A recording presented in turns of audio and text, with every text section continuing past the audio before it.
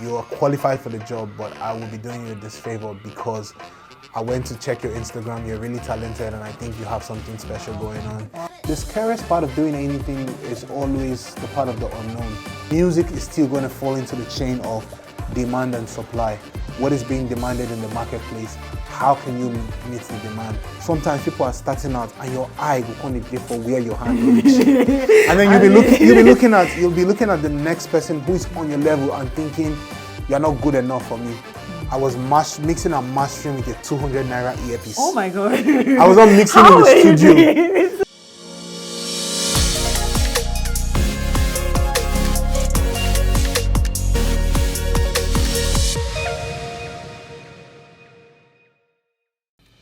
Hi guys, so welcome to another episode on Becoming with Angela Chris. Remember, this podcast is a podcast where you learn, unlearn, and relearn all that it takes to become the best version of yourself. And with me is a very, very special guest, one of the best Afro gospel artists, known for his excellent blend of sound, his special talent in songwriting and rapping. He has won so many awards. He's a Mobile Award winner for Best Gospel Arts, multi-time winner of the Premier Gospel Award, and a two-time African Gospel Music and Media Award winner. And is Samuel Imo, popularly known as Limoblaze. Hi guys, Limoblaze in the house, and I'm glad to be here. Yeah, I'm so honored. I'm so privileged to have you here on our podcast. It is really a delight. Thank you for coming to do this with me. I'm so glad, and thank you. Thank you. Yeah. Now let's change the world. Yes. Can you tell us more about yourself? So, who are you, Samuel Imo? That is a really simple question, but it is one that with more age that I gain in life, it becomes a bit more complex to answer. It's like, who am I really? At the core, I'm just a guy who loves Jesus. I have really strong and core family values. I love music. I make music. I do a couple things here and there. Academic-wise, I have a degree in biochemistry, a master's in business management, a diploma in business, and I just love the arts. I love making music. I love visual stuff. I love acting too. So I do quite a number of things that bring me some sort of fulfillment in life. But at the core of who I am, I'm just a guy who loves Jesus and want to tell people about Jesus in whatever way that I can. Wow. And I'm a husband. Yeah. Yes. Oh, that's so cute. And that's really brilliant, to be honest. Thank you. So from the beginning of your journey, can you just throw more light on how you started and basically how you started your journey when you were younger and how you started basically music, because I think that's what most people know you for. So how you started music generally, from what age, how did you grow up with parents that, that knew that were singers, or, did you go to church often and sing, join choir? I'm not aware if any of my parents were singers. I know maybe I may have seen a picture one time of my dad with a guitar. I don't know if he played that or if it was just a picture. I don't know if he ever did any music or anything. But I definitely grew up in a music-loving family. I was the last of 8 kids. And I know my elder ones at some point dabbled in and out of music. My late brother, I recently learned he actually was an artist. Like, he started making music and started recording. I didn't know about that until probably this year, because I was like really young when he passed. Sorry about that. But yes, I grew up in a music-loving family. Some of my fondest and earliest memories were Saturdays in the family house, where it's like everyone is doing their chores and there's like music blasting through the speakers through the house. So definitely a music-loving family. How I started music, I've been in the choir since I was a child. I probably stopped being in the choir around 2017, I think, 2017, 2018. And that was only because at this point, my life really music started getting really busy for me. And wherever I serve in church, because I still serve in church, but wherever I serve in church, I would never want to be in a unit where it feels like I'm disrespecting the unit leaders. And because of music, I would travel a lot, so I stay away from the choir because of that. But yes, I've always been in the choir since I was a child, and I used to write as early as when I was like 11, 12 years old. It's a funny story because there's one song that I remember writing when I was probably 11 or 12 years old. Wow. And I never recorded the song, but every once in a while I still think about it. Do you remember the song? Yeah, I remember it. I remember it. It's like I wrote God. it when I was 11 or 12. Wow. The chorus, I remember, it was like, every day I pray to the Lord, I say, please take me to the top, that's where really I nice. want to stay. Okay. I still remember it. I never did Wow. anything with it, but it's like I started writing from that young, and then I went to secondary school, high school, for context for whoever is listening. And then I had friends who also loved music. We came together. We had a group. It was called Cross Reading Boys. Started off making rap music. So that's really where it started from. And then I just kept going. And after university life, the big question comes like, are you really going to do this with your life, or has the phase come to an end? So far, it looks like the phase does not come to an end. No. So that's basically a summarized version of my music journey. Okay, so how did you know that music was going to be more than a talent for you? To be honest, I didn't really know for sure if music was going to be what I would be doing at this point of my life. I probably didn't know until 2018. It's because as a young person doing stuff in school, there's so much things you do in school, and you do it because it's fun, you do it because you love it, but there is no demand on life for you to make complete sense of it. So 2018, I was done with uni. I moved from Makurdi to Lagos, and then I was squatting in somebody's studio, sleeping there, basically trying to make music, and then all of the money that I saved before moving to Lagos was running out. So I needed to get a job. So I went to apply for a job. I was going to work at a bank at first because my sister was a banker, and she was going to help me get a job there. But then I figured being a banker or working in the bank would be too time consuming. So I went and applied for a job as a copywriter at some company in Lagos. I did like 3 interviews. It was so good. I thought I had gotten a job, and then at the last interview, the manager went to check my Instagram, and then I used to post like rap videos on Instagram like constantly. And then I remember the last interview, he sat me down and he said, if I give you this job, I'll be doing you a disfavor. You are qualified for the job, but I will be doing you a disfavor because I went to check your Instagram, you're really talented, and I think you have something special going on. So that's how I left the place jobless still. And then that's when I decided that I have to give this music my all and nothing and see what happens. Brilliant. But was it music? What was the your career dream, like the goal, what you want? You know, a lot of times people like, I want to be a doctor, I want to be a banker. Definitely. As a child, my talking point was I was going to be a doctor. Because I've always been a straight A student, top of the class every term. I was a brilliant kid in school, so I was first. I was so brilliant that I was moved one day. The head teacher came into my class in primary school and took me from primary 4 and took me to primary 6. Oh my like, God! take your bag. Let's go to primary. Because like I used to be in primary 4, and the teachers in primary 6 will come pick me up from primary 4 and take me to the class to solve a question on the board in front of my seniors. And then the students would really hate me.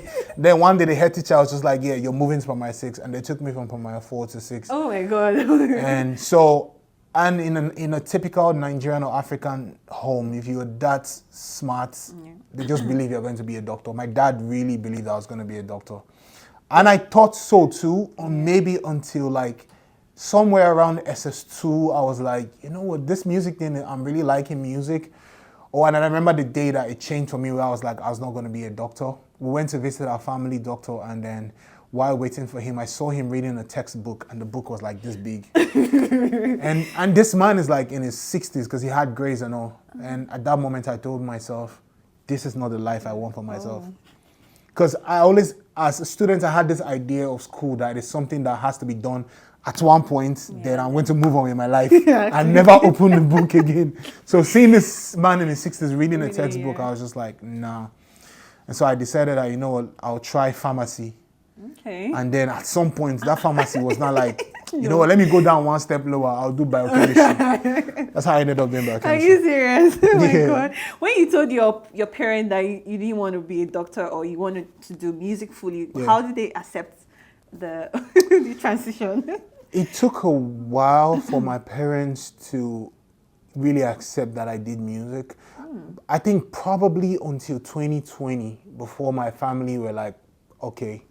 Because as of 2021, my mom would still call me and it's like, so when are you getting a job? When I finished NYC, my mom would call me and was like, so when are you getting a job? I think probably until 2021 before it really dawned on everybody that, okay, this is my life.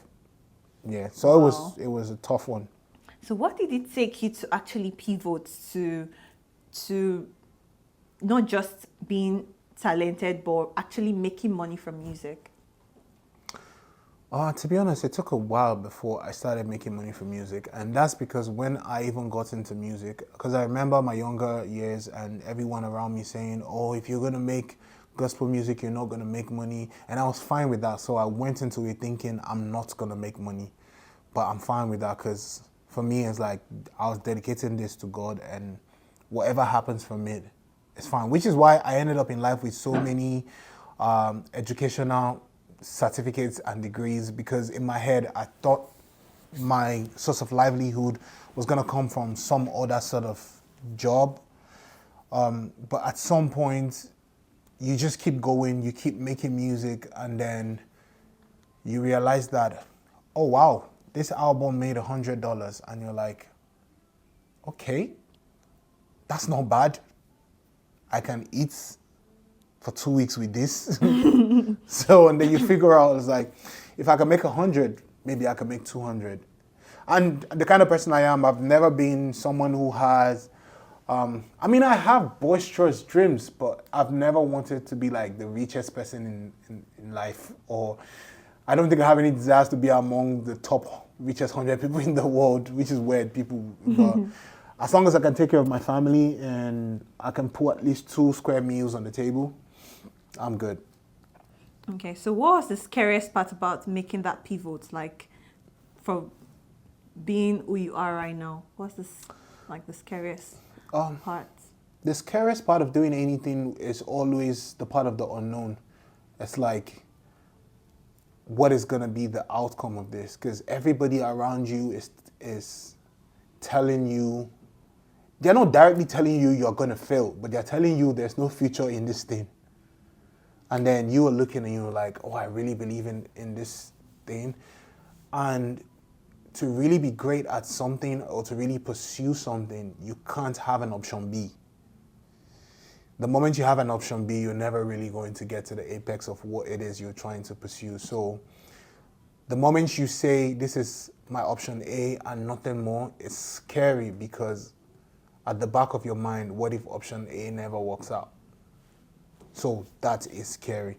But someone once said, everything you ever dreamt of is on the other side of fear. So I took my shot and thank God, Yeah. all I do in my life. Actually, thank God for growth. I knew, obviously, from your story that you've done free shows for churches, and sometimes they don't even pay you, maybe for the transport or something like that. So what's changed? How did you, moved from doing free events, doing free stuff to actually going for organizing big concerts, big shows? I see your shows and I'm like, oh, this is so good and it's so, mind blowing. How do you go from, doing free things when you were younger? Like, so what's changed? That's the thing, especially with churches. I still do free events. Yeah. But I'm no longer doing free events from a place of broken expectations, or because like then it's like you're going there out of the abundance of your heart, enjoy, and then you have the expectation that you people will take care of me, and then they will not take care of you. They'll give you jollof rice in pack for you to go home. But now it's like I do free events. I do quite a number of free events. I do events where the church is like, oh, we want to give you this, and I'm like, no, I'm good. You can keep this. Like, I'm fine. Because for me, to an extent, wherever I'm able to serve, I would love to serve. Now, personally, as an artist, you would not find me in a lot of churches because that is intentional.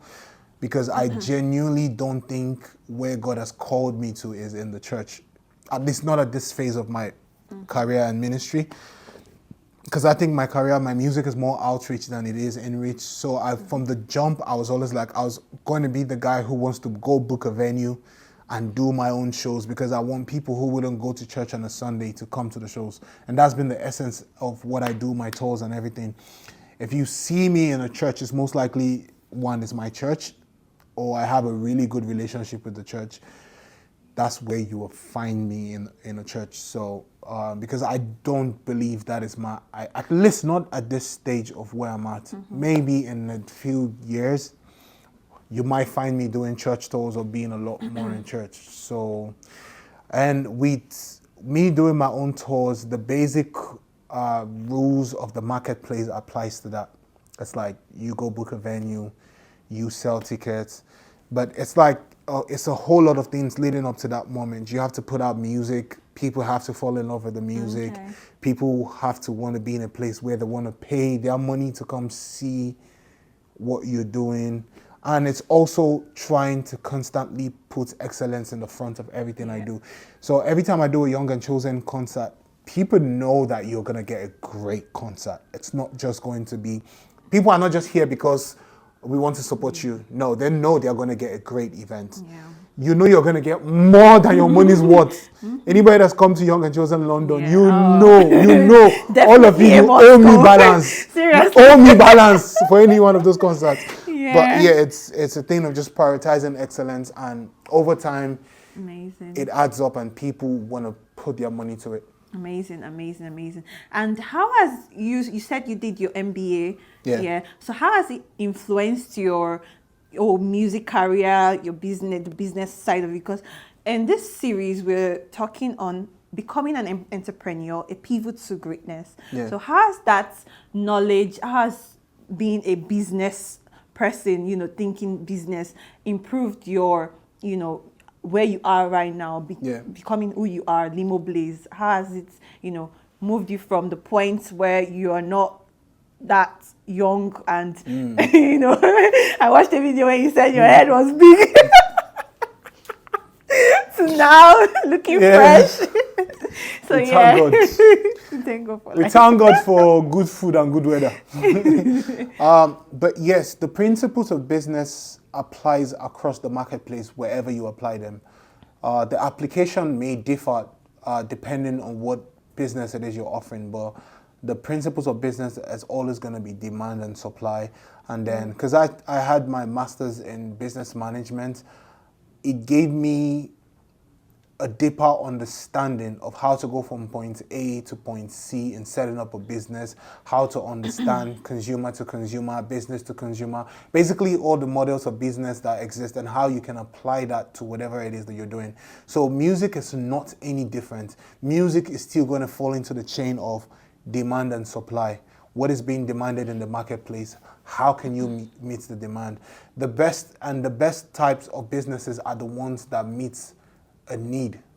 So at the time that I really broke into the scene with my music, there was a need, and that was what informed my music from the get-go. Because I was a child who grew up, I've always been in church my whole life, and I remember being a child, and I used to be so angry when I go to weddings of I remember this particular one. There was an elder in my church. His daughter had a wedding, and we went to the wedding, and they were just playing secular songs back. And I remember being a child and being angry about that. Yeah. And I was like, yeah. But then I was angry about that, and the reality was there wasn't really an option of anything to play then. I mean, a lot of people today, you were living a good era. There's now surplus of gospel songs. When I grew up, honestly, growing up, I don't know how it was outside, but in Nigeria, it was as a teenager in high school or in secondary school, it wasn't a cool thing to identify with gospel music. Nobody wanted to, because it was just because there was nothing in that sound that could identify with where we were in life. Yeah. So there was basically a need, and I tried to fill that need. And I'm happy that there's a ton of other artists today who are also serving that marketplace, for lack of better spiritual term. The marketplace. Yeah. So that's pretty much it. Principles apply across board.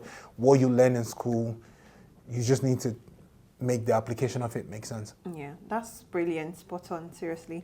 Yeah. So what? There are some things that people don't know behind the scene of music. How does it really work? Like, people just see, oh, you release a song, but what happens behind the scene that people really don't know? In the production, in the video making, and how do you actually get your money back? Because sometimes I wonder how musicians really get your money back. And I know streaming and all of that, but can you throw more light for all those that don't know? So there are different types of artists in the world. Yeah, there are artists who make music because they love music and they're actual artists, and there are artists who make music strictly from a place of business. And so when you make from a place of business, you move differently from when you're just a lover of art. Personally, I'm an art connoisseur. Like, I love art. I love to create art. I love to listen to art, to collect art in whatever form.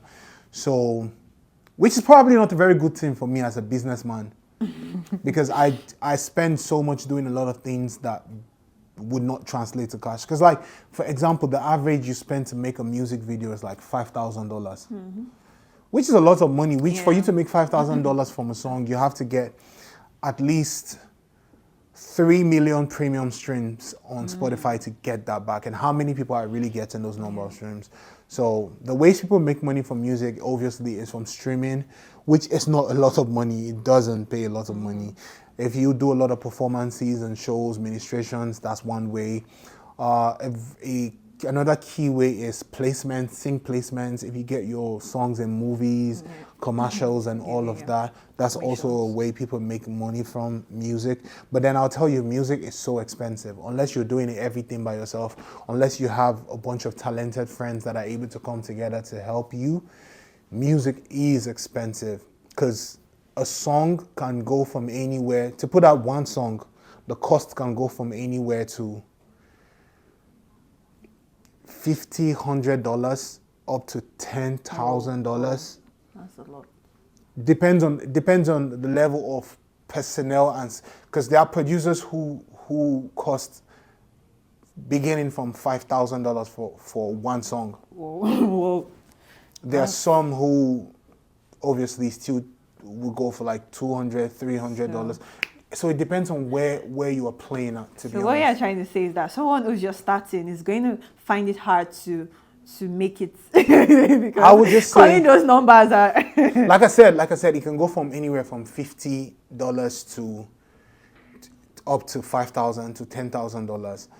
In 70% of the situations, right? If you hear what was made with $50 and you hear what was made with $5,000, you would tell the difference. Oh, okay. You would instantly tell the difference. Oh. However, there is a 30% case where there is just this uber talented kid that nobody knows about in some town that can do amazing things that even them themselves don't know how amazing what they are doing is. And you can find that person and lock in with that person, and the both of you can. I always encourage that. If you're starting out, find another young person that is also starting out that is talented, and you guys build together. The problem is, sometimes people are starting out and your eye will kind of differ where your hand reach. And then you'll be looking at the next person who is on your level and thinking, you're not good enough for me. But you cannot afford what you think is good enough. So the best bet is always find somebody and grow with them. My main producer who has produced the majority of what I've done, T-Babs, we pretty much like locked in at the very early phase of his music when I was like fully independent. And to be honest, at that point, I didn't have money to pay him. He didn't have any big songs to his name, but we locked in and I was like, okay, I'll give you percentage. I believe in you, you believe in me. I'll give you percentage, we'll do this thing, and together. it worked. So is that how you pivot from where you were before to where I mean, you I also are? producer too, so I used to Okay. produce my own stuff too. That's nice. Honestly, when I started, my first 2 albums, I produced, mixed, mastered, everything by myself. Let me even bust your head. I was mixing and mastering with a 200 naira earpiece. Oh my god. I was not mixing in the studio. There's this white, if you grew up in Nigeria, there's this white earpiece that was popular one time. I know it. That looks like Nike stuff. That earpiece then was gold for me. I mixed you and serious? mastered albums with Oh that my earpiece. God. So you can really start from anywhere. From anywhere, yeah. And That's it's so funny because like one of my earliest songs that really had like emotion internationally, I mixed and mastered with that earpiece. Are you serious? Yes. Yeah, I don't want to say something. Let them not go and say. You're not going to be hearing and say, Really? this song is not well mixed though. Shut up. I will not tell you that. Oh my god. But yeah. Wow, that's Start so with nice. what you have, to be honest. Yeah. So what do you think about a mentorship in I know mentorship in everything is very important. Did you ever had someone who walked you through? I know you said you collaborated with a friend. Did you ever had someone who walked you through the process, who was ahead of you? Because I know that mentorship is a very important part of our life that sometimes we underestimate because people don't want to, ask questions. They don't want to, seek advice from people. But it's very important because you have someone who has gone the path which you want to go. Yeah. And just the person holding your hand through the journey is very important. So I don't know, did you in some points in your journey had someone who walked you through becoming who you are today, who empowered you, who encouraged you, aside your family, and obviously I know families and friends. My family did not support me.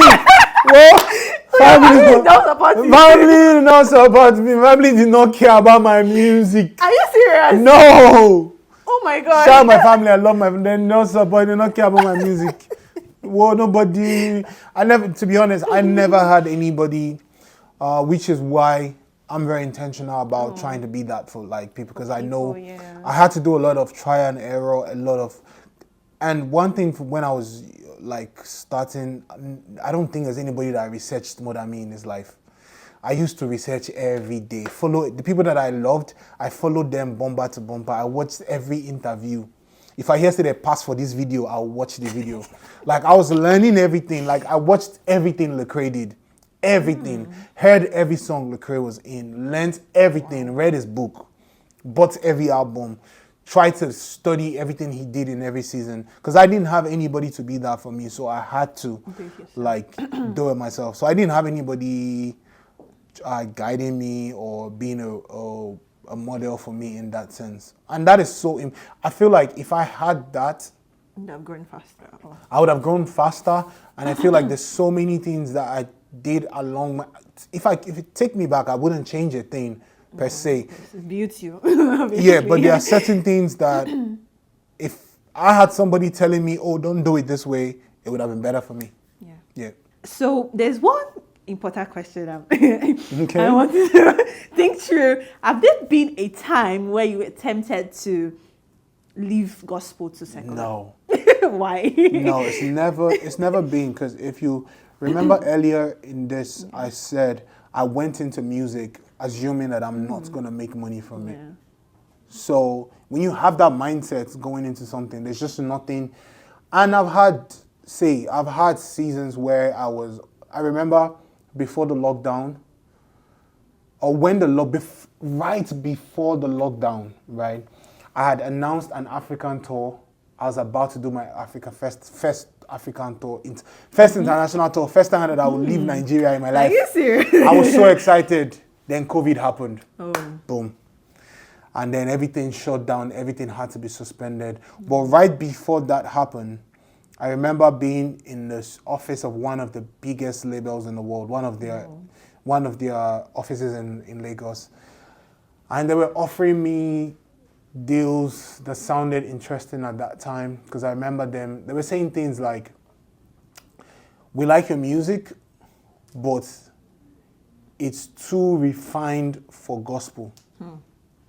I didn't understand that. But basically what they were saying was that my music was not in a place where people that are looking for gospel music people that are looking for gospel music don't want to hear you. And people that want to listen to secular do not want to hear you.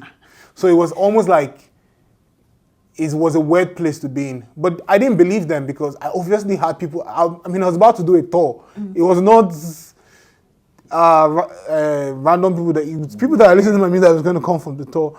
But I was in that room and they were telling me that, they were making me the offer that, they were like, in their words, they said, we can make you the next Fireboy. And this is like at the prime of like, Fireboy I think he just came out, he was everywhere, it was going crazy.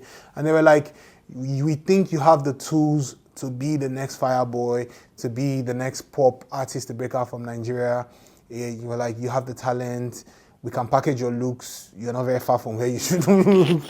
And so they basically said it's either that or you tweak your music and make it more traditional gospel so that it can work. And they were throwing figures, throwing names in the room that sounded, if I really cared about stuff like that, I would have wanted to take that. But and then I left there and I said no, and then I made the song Gold. This is like, even if not dollar, I said, hey, give me, Yeah, that's where that song came out from. It came from that meeting. Amazing. I've never really been. I remember this one time I was in uni. This was while I was still even in uni. And I remember one of my friends who loved my music and had like believed in my music. He was calling me one day. He was in Lagos. I was in Makodi. He was calling me. He was like, bro, I'm with Olamide. Olamide wants to hear your song. And then my first reaction, which he was thrown off guard by that, and I'm like, what is Olamide going to do for me? Because like in my head, I'm like, I'm making gospel music. And this person is telling me that I'm with Olamide. I don't even know if it was true. Yeah. I kind of believe him because he sounded sincere. Yeah. He owned a boutique in Lagos and apparently Olamide came to buy some clothes from there. And he was like, I want to play the music for him. And my first reaction is like, but what is Olamide going to do for me? And he was shocked by that reaction. But my mindset has just never been in a place where I wanted any of that. And I remember, even at the height of my song Jaira blowing up, I got so many offers of, let's do a remix with this person, let's do remixes, and I turned it all down because I'm like, wow, I'm not here for all of that. But yeah, amazing. That's just me. That's so mind blowing. Seriously, amazing. Yeah. So I know you're a gospel artist. How has God influenced all that you do? Your music, all that is everything about you, Limoblaze, Samuel. How has God been the bedrock of your foundation of everything that you do? First of all, I'm anything you want me to be. As long as you're going to go and press play on the music. If you call me gospel artist, fine. If you call me artist that's Christian, fine. One thing I'll tell you, I'm never shy from, I'm a Christian. Omo Jesu, that is who I am. That's the first thing. Whatever you define the music as is up to you, because my music for a lot of people is not Christian enough. So I'm not going to, I don't live or die by those labels. Whatever it is you want to call me, I'm fine. But yeah, my faith is the foundation of who I am, to be honest. Is perfect love cast out all fears. I always tell people what changed my life is coming to an in-depth understanding of God's love. I believe that whoever really understands the depth of God's love will be changed forever.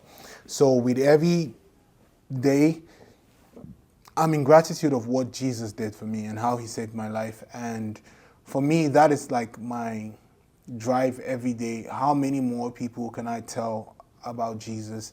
How many more arts can I make to influence the spaces about Jesus? So my relationship with Jesus is always going to be more important than the music that I make. So true. So good. How, if someone is just starting out in their music career and they're still figuring things out, what's the best advice you give them, like, generally? We said it earlier, just keep failing.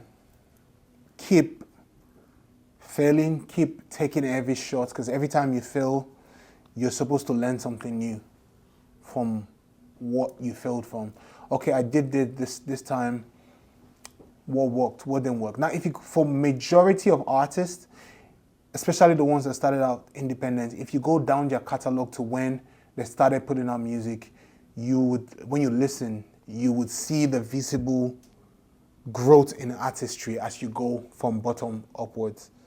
You're not going to get better if you don't keep taking the shot, keep trying, keep failing. It's okay to be horrible at something. But it's from when you're horrible at it that you're going to keep trying and keep getting better at it. So my advice is keep failing until you become great at it. Keep being bad until you become great at it. All right. Thank you so much, Limo. Thank you for being here. It's a great honor to have you on our podcast. Thank you for having me. And guys, subscribe. Yes, so please, guys, make sure you click the subscribe button and turn up your post notifications so that whenever we make any posts, you'll be aware. So stay tuned on our next episode on Becoming with Angela Chris. Bye.